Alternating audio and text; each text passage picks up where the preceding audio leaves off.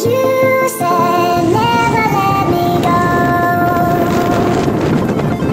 You said never let me go.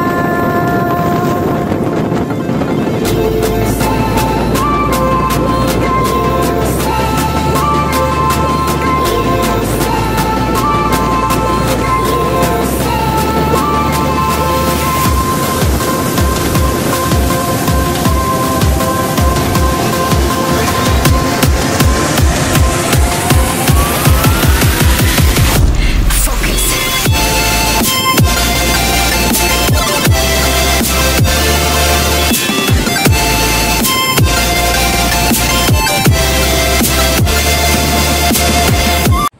Hello guys, तर आज आपण आलेलो आहे आळंदी दर्शनासाठी।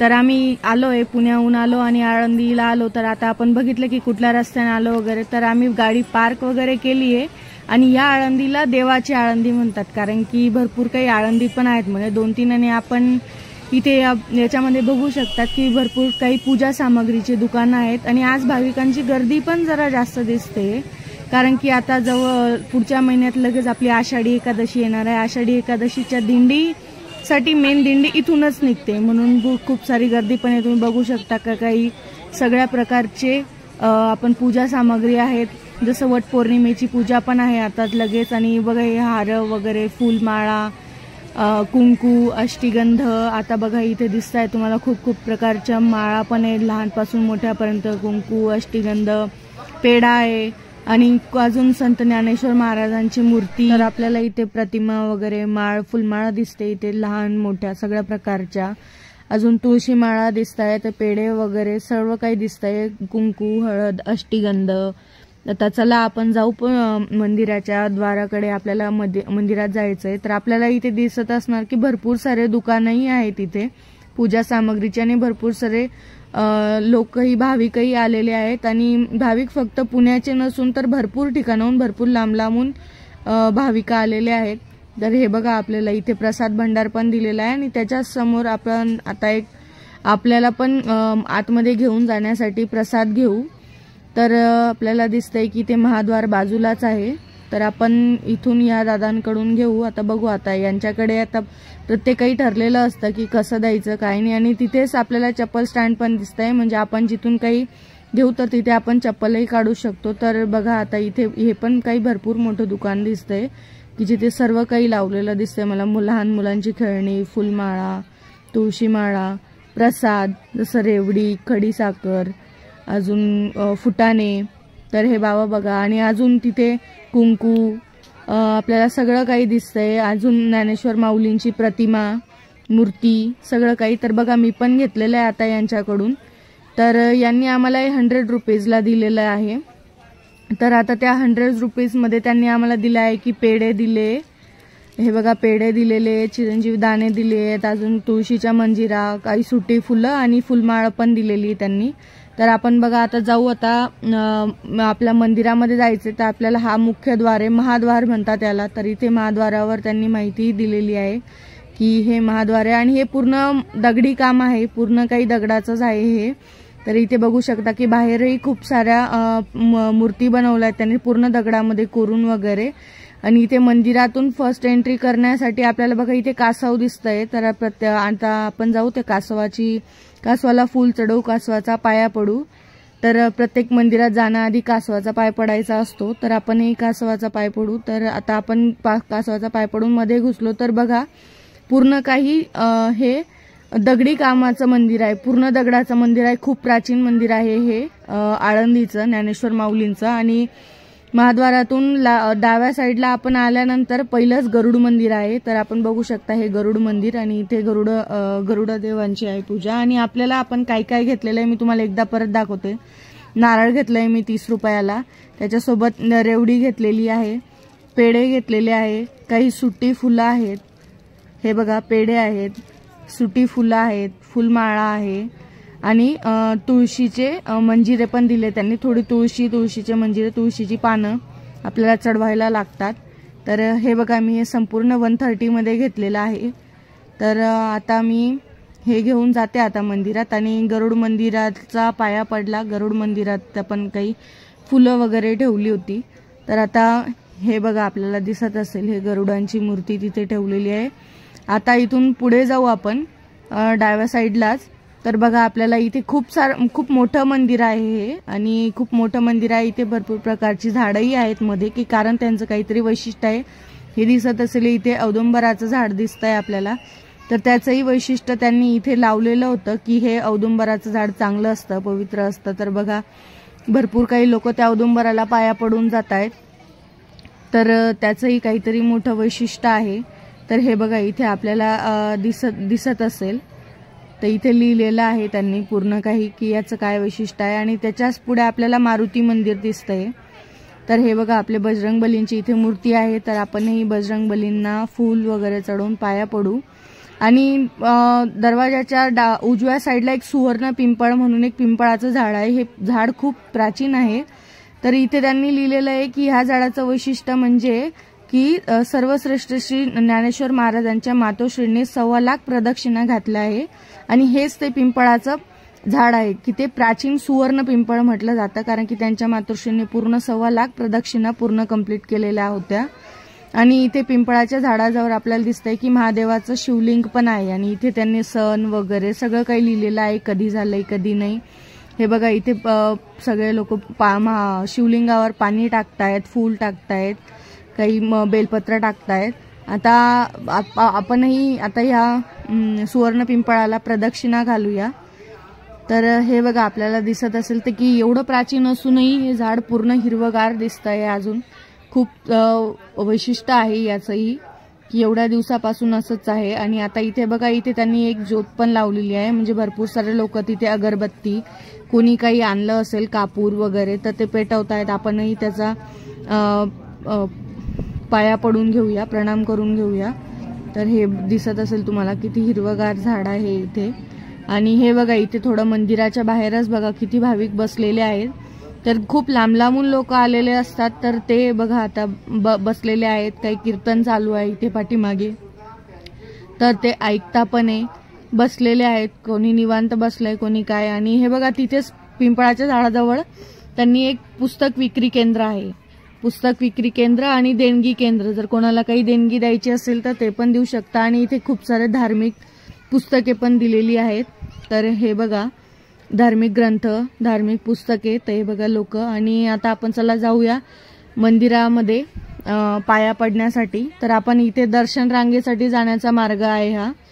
दर्शन रांगेसाठी म्हणजे गर्दीच एवढी आहे. तर हे बघा इथे दिलेलं पण आहे की दर्शन बारी. तर आता आपल्याला दिसत असेल हे लोक, तर हे लोक मंदिरामध्ये जाण्यासाठी इथे उभे आहेत म्हणजे ही दर्शन रांग आहे. तर आपल्याला आता जिथून स्टार्ट झालेली आहे ती दर्शन रांग, तिकडे आपल्याला दिसले की दर्शन बारी मार्ग ह्या साईडला आहे. आता हे लोक बाहेर येत आहेत, पण आपल्याला आता आतमध्ये जायचं आहे आधी. तर आपण बघू शकता की भरपूर सारी गर्दी पण आहे, कारण की भरपूर लोक बाकी आहेत दर्शनाचे, भरपूर लोक करून आले, बाकी लोक बसलेले आहेत, बाकी लोक जेवणही करतायत, कोणी घरून आणलेलं असेल. आणि मेन म्हणजे आता कसं आहे की आता पुढच्या महिन्यात आषाढी एकादशी येणार आहे, तर त्याच्यासाठी दिंडी पण इथूनही निघते. तर भरपूर सारे लोकही आलेले आहेत दिंडीसाठी. हे बघा दर्शन रांग इथे दिलेलं आहे की दर्शन रांगेसाठी जाण्यासाठी आपण इकडनं जायला पाहिजे. तर हे बघा या पुढे आजीबाई चालतायत, अजून इथे बसलेले आहेत. हे बाबा कदाचित एक ग्रंथ वाचता आहेत काहीतरी तसं. तर चला आपण जाऊया दर्शन रांगेकडे. तर आपल्याला इथे खाली तर काही एवढी गर्दी काही दिसत नाहीये, पण आता जाऊ आता आपल्याला दर्शन रांगेकडे. आपण आधी बघितलं की भरपूर सारी गर्दी पण होती तिथे दिसलेली, तर इथे नसेल, पण वरती आपल्याला भरपूर काही गर्दी पण मिळणार आहे. आपल्याला रांगेत पण उभं राहावं लागेल. तर आता चाललोय आपण आपली पूजा सामग्री वगैरे घेऊन. तर आता वरती जाऊ आपण. तर आता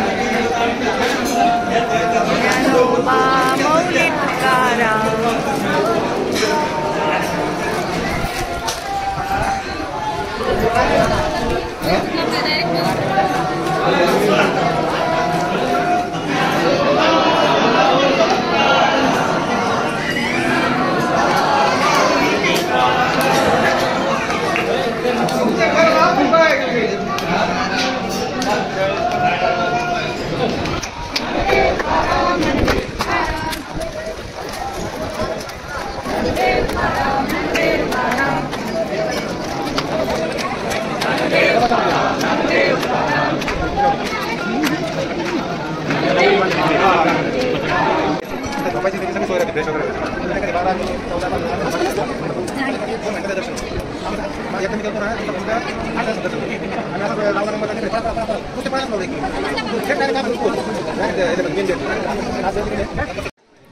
जसं आपण मंदिराच्या मुख्य गाभाऱ्यामध्ये शिरलो तर आपण बघू शकता इथे मुख्य गाभाऱ्यात शिरल्यानंतर पहिले आधी गणपतींची मूर्ती ठेवलेली आहे. तर इथे आणि गणपतींच्या मूर्तींच्याच पाठीमागे संत श्री ज्ञानेश्वर माऊलींचे मुख्य मंदिर आहे, जिथे समाधी त्यांनी घेतलेली आहे. तर आपण आता जाऊया मुख्य मंदिरामध्ये. मुख्य मंदिरात तर काही व्हिडिओ शूटिंग अलाउड नाहीये.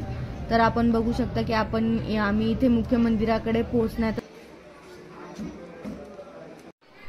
तर आम्ही जसं मुख्य मंदिरातून पाया पडून बाहेर आल्यानंतर इथे लगेच मुक्ताबाईंचं मंदिर आहे, आदिशक्ती मुक्ताबाईंचं. तर आपण त्यांनाही फूल वगैरे सर्व काही चढवूया आणि त्यांचा पाया पडूया. तर हे बघू शकता की आपण मुक्ताबाईंचंही इथे मंदिर आहे.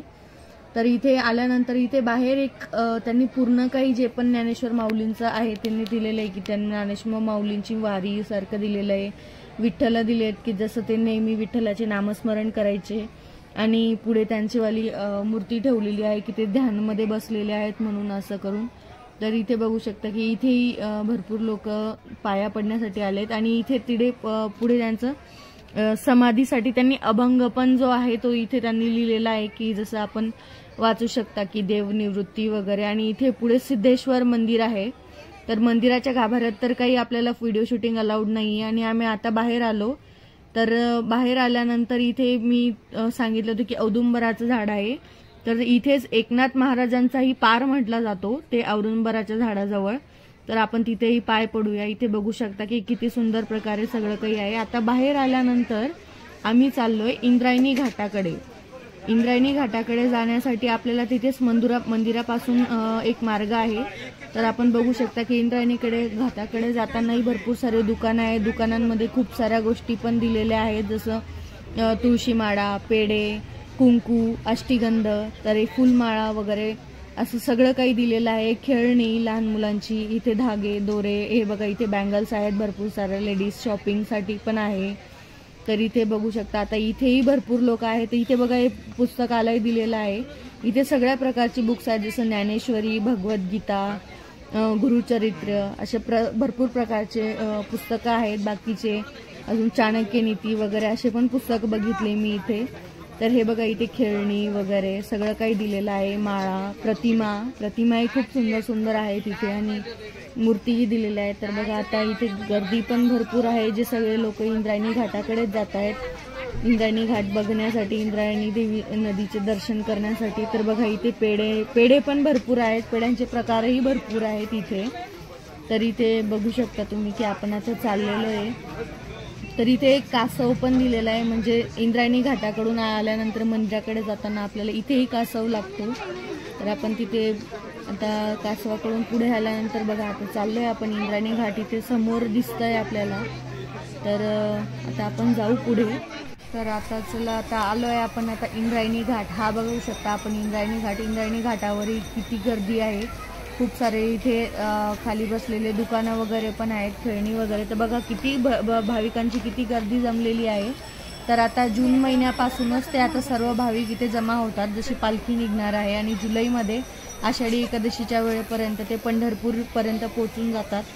तर इथे भरपूर सारे भाविकही आलेले आहेत. तर बघू शकता आपण इथे काही शॉप्स आहेत, जसं टॅटू बनवणे वगैरे असं सगळं काही दिलेलं आहे. आणि इथे बघा इथे इंद्रायणी घाट आता आपल्याला दिसत असेल. याला इथे हा बघा इथे पण एक दरवाजा आहे, म्हणजे इंद्रायणी घाटातून कोणी आंघोळ करून गेल्यानंतर तर तिथे पुढे जाऊ शकतं इकडनं. तर ही बघा इंद्रायणी नदी. तर इंद्रायणी नदीमध्ये आपण आंघोळ वगैरे करू शकतो. जसं इथे आल्यावर इंद्रायणी नदी खूप पवित्र मानली जाते. इथे आंघोळ वगैरे करून मग मंदिरात जायचं. तर इथे बघू शकता एक पूल आहे, म्हणजे डाव्या साईडकडून उजवीकडे जाण्यासाठी. कोणी जर तिकडनं आलं तर इकडे येऊ शकतो, इकडनं आलं तर तिकडे जाऊ शकतो. बघू शकता इंद्रायणी नदी पात्रात पण खूप सारं पाणी आहे. तर इथेही भरपूर लोक आहेत, इथे फोटोज वगैरे काढतायत लोक. तर बघू शकता. आणि हे एक त्रिवेणी भागीरथी स्नानकुंड आहे, खूप पवित्र मानलं जातं. तर इथेही भरपूर जण आंघोळ वगैरे करतात. तर बघू शकतात आपण हे इंद्रायणी नदीला लागूनच तिथे आहे त्रिवेणी भागीरथी स्नानकुंड म्हणून म्हटलं जातं याला. तर बघू शकता इथेही पाणी जमलेलं आहे, इथे आंघोळ वगैरे करू शकतात. तर बघू शकतात आपण की बाहेरही. आणि हा जो पूल मी तुम्हाला बोलली की या डाव्या साईडकडून उजव्या साईडकडे आपण इंद्रायणी नदी क्रॉस करण्यासाठी दिलेला आहे हा. तर बघा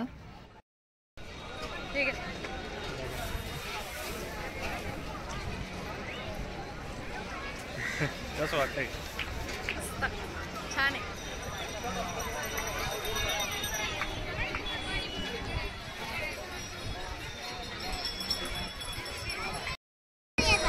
कुठं आलोय आपण? श्री क्षेत्र आळंदी. बोल ना मग काहीतरी, आता काहीतरी सांग लोकांना. आळंदीचे जे ज्ञानेश्वर माऊली आहेत, त्यांनी 16व्या वर्षी ज्ञानेश्वरी लिहिली आहे एका मोठा ग्रंथ, आणि 21व्या वर्षी त्यांनी जिवंत समाधी घेतली. आणि मी इथे एक बघितलं की तिथे एक पिंपळाचं झाड आहे की त्या झाडाला ज्ञानेश्वर माऊलींच्या आईने 1.25 लाख प्रदक्षिणा घातली. ते घर अजूनपर्यंत आहे. सण काहीतरी होतं, सण पिंपळाचं होतं ना? हा, पिंपळाचं. लोक इथं काय करताय? हे इंद्रायणी नदी आहे, तर इथे आंघोळ करून जातात मंदिरात. आता लवकरच आषाढी एकादशी येते, त्याला इथून पालखी निघते ना, इथून पालखी निघते पंढरपूर जाण्यासाठी. तर मग त्याच्यासाठी लोक इथे आता जमत आहेत पालखी निघायला. अजून 2-3 दिवसात पण एक एकादशी आहे म्हणे, तेव्हा सगळे लोक पालखी निघून जातील इथून. हा, मग आता इथेच मोस्ट ऑफ जमत आहेत. इथे त्यांना राहण्या खाण्याची सगळी सोय असते. शेवाळ भरपूर आहे इथेपर्यंत पाणी असतं ते पूर्ण, कधी कधी असं इथेपर्यंत भरतं. एवढं पाणी. हे मेन मंदिर आहे वाटतं आपण आलो ते. नाही, चल इकडे जाऊ. बोल ना इथे काही. लेकूर ते म्हणजे असं राहण्यासाठी येते जागा. उंट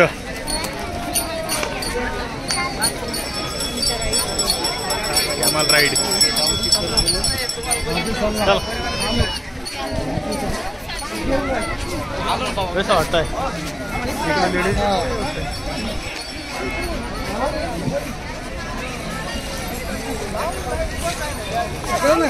तुम्ही बघू शकता. नाही बोल काय इकडे ना, हे काय आहे एवढं? एवढं ते आता मंदिराच्या दर ठिकाणी कसे दिवे वगैरे नाही लावत का, त्याच्यासाठी बनवलेलं आहे ते ज्ञानेश्वर. आणि हे काय करता इथे? बघा, आता ही पूर्ण एका गावाची किंवा मग काहीतरी त्यांनी मानलेली प्रथा असेल, तर त्याच्यासाठी लोक जमलेले. आणि मेन आळंदीमध्ये ना लग्न जास्त केले. आता आपण येतानाच बघितले किती जण होते, 10-15 जण असते. हां, मग आता इथे लग्न पण लावलं, भरपूर ठिकाणी बघितले होते. गर्दी पण आहे मागे. इकडे ब्रिज वाटतो ना मागच्या साईडला. तो ती साईडला, त्या साईडला सगळ्यांना म्हणजे जर कोणी आली एखादी गाडी वगैरे जी पूर्ण पंढरपूर यात्रेला निघते ना, तर त्यांच्यासाठी ते लोक तिथे थांबतात, तिथे जेवण बनवतात आणि मग तिथून हातपाय तोंड घेऊन तिथून येऊन मग मंदिरात जातात. तिथे केवढी गर्दी. चलो गाईज, वेलकम बाय.